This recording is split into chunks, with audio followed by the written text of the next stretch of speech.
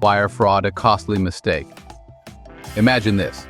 You're all set to close on your dream home and you get an email with instructions to wire the down payment. Everything seems legit, so you transfer the money only to find out later that the email was fake and the money is gone. Wire fraud is one of the most devastating real estate scams, and it's more common than you think. Scammers often pose as trusted parties like your real estate agent or title company to trick you into wiring money to fraudulent accounts. They send emails that look identical to the real deal, complete with official-looking logos and language.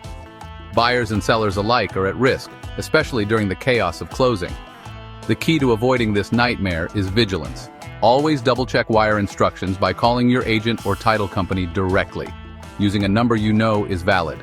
Never trust last-minute changes sent over email. If something feels off, trust your gut and confirm before you act.